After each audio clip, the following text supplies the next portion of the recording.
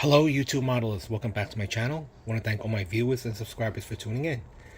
So I still have to catch up on a lot of the videos in the community. I've been pretty busy these past 3 or 4 weeks. This time of the year is always busy for me as I file my own taxes and just take care of some personal things. So anyway, this is going to be another revisit video, and as you can tell, I'm in the middle of a Tamiya armor binge.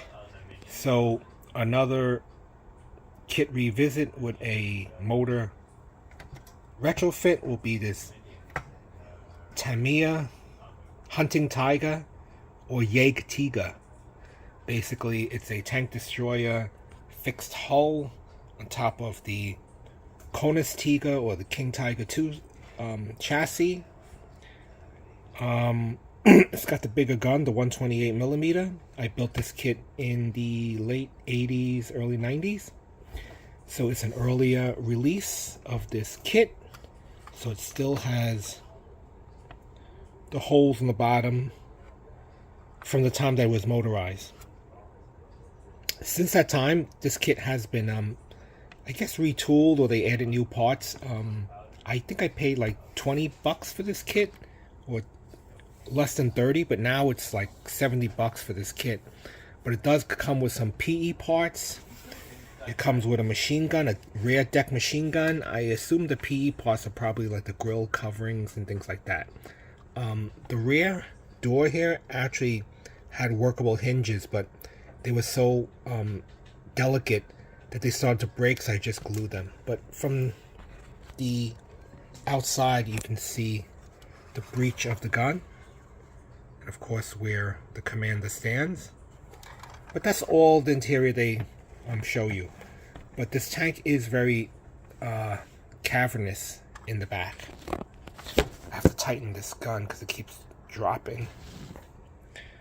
And also, one thing about this tank, it came molded in this yellow color, and originally I didn't feel like painting it, so I just put the decals on and I put it on the shelf. But then as I looked at it, I became dissatisfied with it, so I just hand painted the camo on the tank, so it has hard borders or contrast and not the soft airbrush look.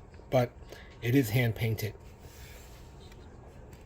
and that's why, if you notice, I always paint around the decals, because the decals are already applied, so I can't get underneath the decals. But that's the story on that. I originally just did a naked build, and then I went back and painted the camo. So it was basically whatever came to my mind.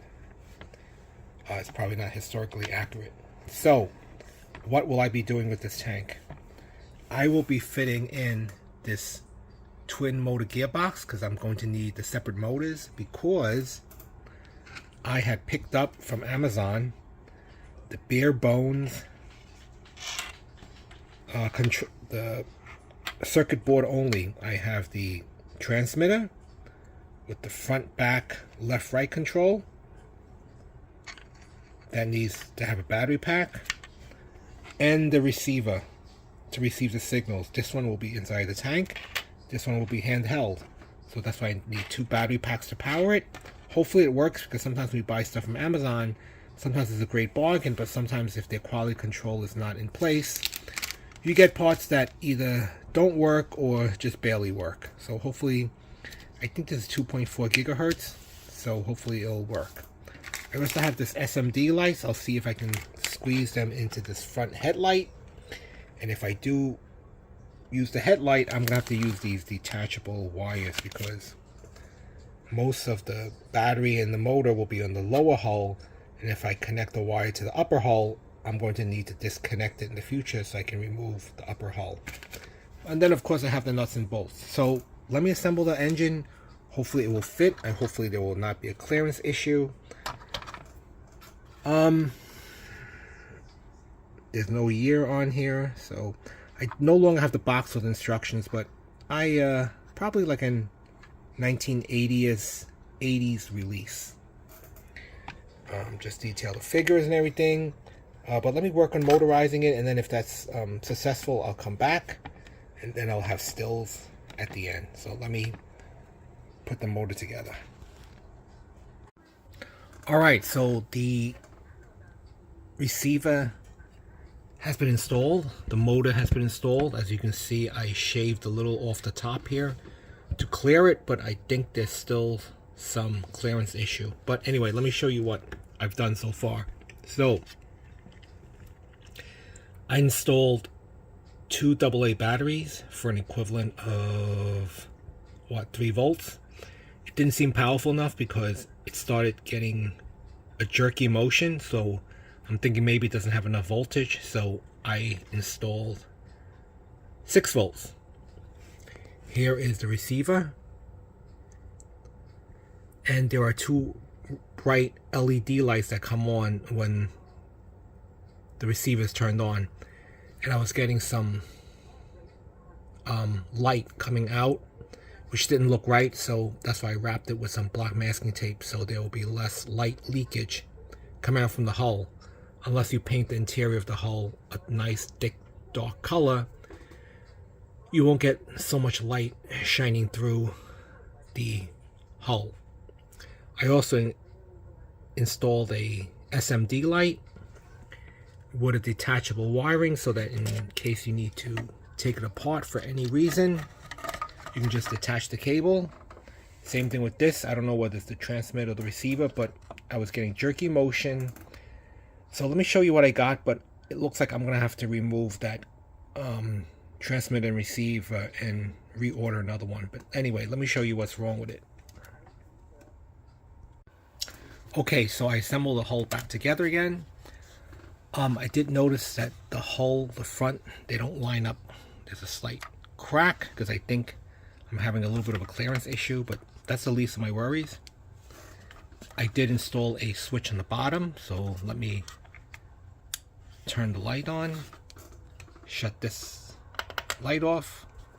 You see the front headlight, so it works fine, and there's the red light from the LED, the receiver, so you see the little leakage of the light coming through the hull, so that's why I had to tape it up just to dim the red light slightly. So let me put this on a stand, do hands-free operation. Okay, so here is the tank. Receiver's turned on, red light is on, headlight is on. But I think there's something wrong with the transmitter and receiver because I have 6 volts going on here and it gets really, really hot. So everything's turned on. Let's give it a run. So that works. Reverse.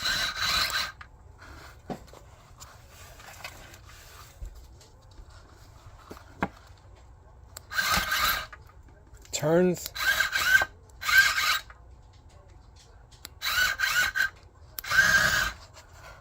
Reverses. See the jerky motion? There's something wrong. I thought it was not enough power, but... And also the headlight is affected too. So I don't know, maybe it's the receiver or it's a cheap component.